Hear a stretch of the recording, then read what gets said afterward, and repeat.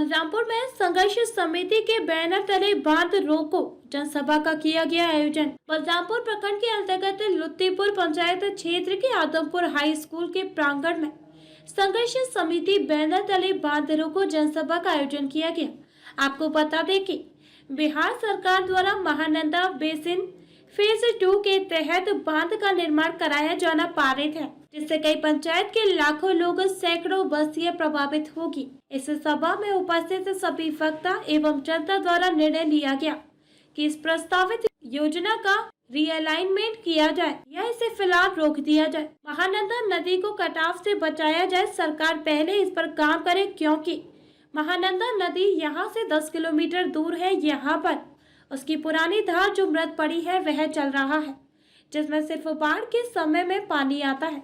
इस तरह योजना क्षेत्र के लिए अनावश्यक है। ये योजना जनता हितैषी नहीं है। इससे कई बलरामपुर प्रखंड क्षेत्र के पंचायत लुत्तीपुर, कमरा, बिजौल, किरोरा जबकि बाढ़ सोई प्रखंड के सुदानी, कदमगाछी, इमादतपुर सहित पूर्णिया जिले के 22 प्रखंड के सुगम, आनंदपुर, विजाना, रिजवानपुर के पंचायत हजारों परिवार, सैकड़ों गांव बांध बनने से प्रभावित क्षति होगा, जिसका सीधे NH 31 से डंगहरा से कुरुम कथवा के आसपास बने बांध में जोड़ा जा सकता है।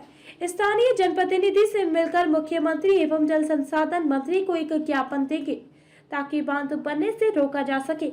इस तरह की योजना जनता हितैषी नहीं है एवं सरकारी रुपए की बर्बादी है। इस सभा को संबोधित कर रहे थे मुख्य अतिथि बिहार सरकार के पूर्व मंत्री हाजी अब्दुल सुभान साहब, स्थानीय नेता पूर्व जिला परिषद ख्वाजा शाहिद, डॉक्टर MR हक, लुत्तीपुर पंचायत के मुखिया संचिता दास, सुधानी पंचायत के मुखिया प्रतिनिधि तनवीर शमसी, इमादतपुर पंचायत के मुखिया मोजम हुसैन, सुगवा महानंदपुर पंचायत के मुखिया प्रतिनिधि इंजीनियर राशिद करजई, मोहम्मद अशरफ, मोहम्मद मरगूब, जैदर महतो, राजू दास, अली रेजा आदि ने सभा को संबोधित किया। कटिहार से संवाददाता सुमन शर्मा की खास रिपोर्ट। मैं एक आम आदमी पार्टी का छोटा सा कार्यकर्ता हूँ। देखिए, बांध अगर ये बनती है तो सिर्फ लतीपुर गांव, जो लतीपुर पंचायत के आदमपुर गांव का सिर्फ समस्या नहीं है, ये कई सारे जो गांव हैं जो समस्या में आ जाएंगे। कई मासूमों का जान जा सकता है। मेन जो हमारा मुद्दा है महानंदा नदी को लेके, हमारा मेन मुद्दा है कि नदी के जो कटाव को रोका जाए। कटाव रुकेगी तो सारे लोग सुरक्षित रहेंगे। अब गवर्नमेंट क्या पास कर रही है इसमें कि बांध दिया जाए, शॉर्टकट मार रही है गवर्नमेंट। लोगों का जान नहीं देख रहे हैं, मासूमों का जान नहीं देख रहे कि मासूमों का जान चले जाएंगे। बांध बांधने पर लाखों लोगों का जान जा सकता है। हमारा यही अपील है गवर्नमेंट से कि बांध नहीं बनेंगे, यहाँ पे कटाव को रोका जाए। नदी का जो खाई जमा हुआ उसको खोदा और उसको तेजी से खोदो। उस चीज को खोद के जो नदी का जो गहराई है जो ऑटोमेटिक बढ़ जाएगा, तो पानी का जो है जो तेजी से अगर गहराव आता है तो पानी नदी में से एडजस्ट हो जाएंगे, तो बांध की जरूरत ही नहीं पड़ेगी।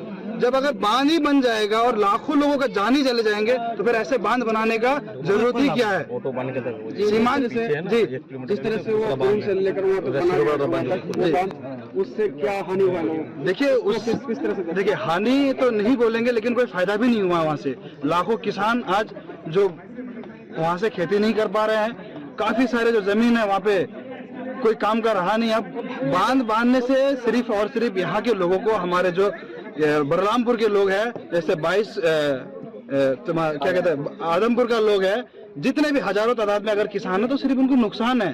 और मेन मकसद गवर्नमेंट का होना चाहिए कि हमारा जो लोग है, जो हमारे देश के लोग है वो बचे। यहाँ बचना नहीं, मारने को सोच रहे हैं। तो हमारा मेन मुद्दा है कि यहाँ बांध को रोका जाए, कटाव का जो काम है उसको चालू कर दिया जाए। और जरूरत पड़ेगा तो राष्ट्रपति तक जो है हम लोग इसका ज्ञापन सौंपेंगे। और उसके बावजूद भी अगर हम लोग की मांग को नहीं माना जाता है या अनसुना कर दिया जाता है तो हम लोग डेमोक्रेटिक तरीके से आंदोलन करेंगे। जी आदमी मतलब बांध जो होता है वो बाढ़ को नियंत्रण करने के लिए होता है, तो इससे कैसे मतलब दूर किया गया, इसका जो कैसे मतलब हानि है, इससे कैसे हानि है लोगों को? देखिए आप मेरी बात समझिए, आप मेरी बात समझिए। जो बाढ़ आता है ना, बाढ़ एक जो है, ये बाढ़ एक कहते हैं लोग कि बाढ़ एक प्राकृतिक आपदा है। मैं कहता हूँ बाढ़ एक मानव निर्मित आपदा है। बाढ़ क्यों आ रहा है? 1970-75 से पहले बांध नहीं था। ये बांध कब बना? ये बांध 70-75 के आसपास मेरे हिसाब से लगता बना होगा। उससे पहले बांध नहीं आता था, उससे पहले फ्लड नहीं आता था, हमारे इलाके में सैलाब नहीं आता था, पानी आता था और जो है मैदानी इलाकों में फैल जाता था और अच्छा खासा हमारी जमीन जरखेज होता था। मुखिया प्रतिनिधि हूँ, जो सुगा मानंदपुर है मेरा पंचायत, और मेरा प्रखंड भी 22 प्रखंड भी है। और आपका पूरे जो आपका किशनगंज लोकसभा में जो 6 प्रखंड कितना है 11 प्रखंड ये प्रभावित है। उसके बाद आपका बलरामपुर प्रखंड ये अभी प्रभावित हुआ, कदवा हुआ, बारसोई, ये सब मतलब कटिहार, पूर्णिया और किशनगंज मिला के सभी प्रभावित हैं। किस तरह से आप लोग लड़ रहे हैं, क्या क्या रणनीति है? सरकार जब 2008 में जब इसका कहता है जो डीपीआर तैयार किया गया, मतलब इसका जो एक वो नक्शा बनाया गया, 2008 में नदी कहाँ थी, अभी कहाँ है? 2008 और 14 साल में नदी का अलाइनमेंट काफी शिफ्ट हो गया है। अभी जो बांध का जो निर्माण होना है, तो बहुत सारा जो गाँव है, हर पंचायत का लगभग 30 से 40% आबादी नदी के बनकर खड़ा है। हम लोग 87 का भी बाढ़ झेले हैं जी, 2017 का भी बाढ़ झेले हैं और 1967 का भी बाढ़ झेले हैं। उस समय छोटा छोटा थे। जबकि ये बांध कुरुम के पास 1972 में बना है। 72 के पहले जब महानंदा नेपाल से जो पानी निकलता था, तो कटिहार, किशनगंज, आपको अररिया, पूर्णिया जिला, कटिहार जिला, उधर आपको पानी आपका फरक्का जो जाकर के इन करता है, फरक्का में चला जाता था। लेकिन अभी जो 72 में जो बांध बना, तो वो तो है ही है। लेकिन हमारा लुतीपुर पंचायत अंतर्गत जो हमारे पंचायत जो 3 रेलवे लाइन पूरब क्षेत्र में है और 1 किलोमीटर डिस्टेंस में जो महानंदा का बांध बना हुआ है।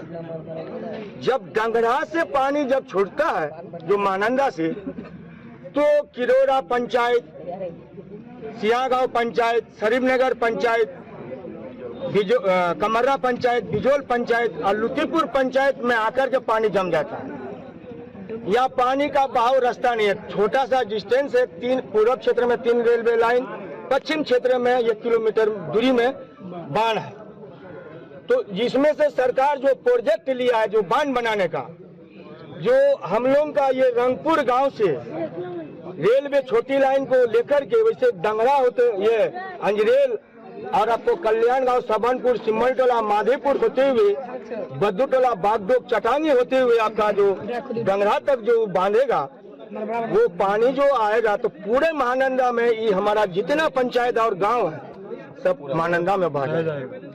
मतलब बांध के भीतर रह जाएगा सबको, नदी के चपेट में रिवर साइड नदी के तरफ। तो यहाँ से लेकर आदमपुर से लेकर आपका सिरोल गांव, कोटा, कसवा टोली, सदियन, गोला, बसतपुर, कदमगाछी, इमादपुर, बाजितपुर, जो आपको बारसोई रेल गेट तक जो इन करता है, रघुनाथपुर, ये पानी जाकर के उधर और भी जो वहाँ बांध है बारसोई ब्रिज के पास, और ये महानंदा छोटा सा ये रेलवे लाइन है, छोटा पुल है।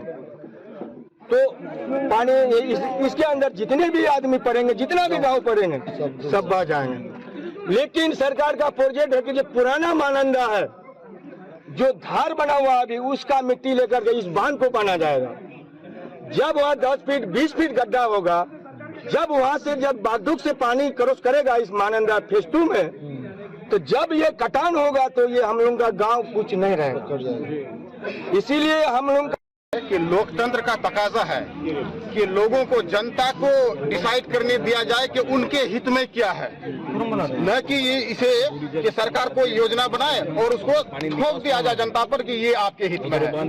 ये लोकतंत्र के आत्मा के विरुद्ध है। लोकतंत्र में जनता को ये आजादी होनी चाहिए कि वो खुद निर्णय ले कि उनके हित में क्या है। तो यहाँ की जनता, डिस्क्रिप्शन आप सुन चुके हैं, क्या फायदे क्या नुकसान आप सुन चुके हैं। यहाँ की जनता इस बांध को नहीं चाहती है, क्योंकि नुकसानात ही नुकसानात नजर आते हैं इस बांध के बनने से। बल्कि ये चाह रही है कि इस जो योजना, मौजूदा योजना जो पास हुआ है, उस योजना को शिफ्ट कर दिया जाए, नदी को, बेसिन को जो है गहरा करने में, बोल्डर पिचिंग करने में, नदियों को नदियों से जोड़ने में, उस पैसे को यहाँ खर्च किया जाए। और आप लोकतंत्र का अगर सम्मान करते हैं सरकार महोदय, तो आपको यहाँ के लोगों को डिसाइड करने दीजिए, वो अपना हित बेहतर समझता है। आप पटना और दिल्ली के एसी ऑफिस में रह करके यहाँ के लोगों की समस्या, अच्छाई बुराई, क्या हित में है क्या खिलाफ है, आप निर्णय नहीं ले सकते हैं। यहाँ की जनता को डिसाइड करने दीजिए, और यहाँ की जनता डिसाइड कर चुका है कि ये बांध उनके हितों के इंटरेस्ट के खिलाफ है। इससे इस योजना को रोक दिया जाए, बल्कि इस योजना का जो पैसा बचेगा उससे आप, आसान भाषा में बोल रहा हूँ, जो पैसा बचेगा उसमें लगाइए आप बोल्डर पिचिंग, कटाव जो है, बड़े बड़े गांव बिखर गए साहब, बेनीबारी, शिकारपुर, तैयपुर, मंझोक, सफे हस्ती से मिट गए कटान की वजह से। जमींदार भिखारी बन गए साहब। कटान को रुकिए ना साहब, आप जो है नदियों को जो है चैनलाइज कीजिए।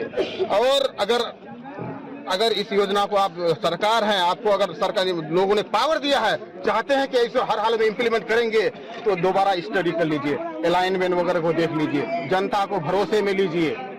अधिग्रहण, जमीन जो अधिग्रहण भी करेंगे तो इसमें जनता के हित को सर्वोपरि रखिए, यही अपील करता हूँ।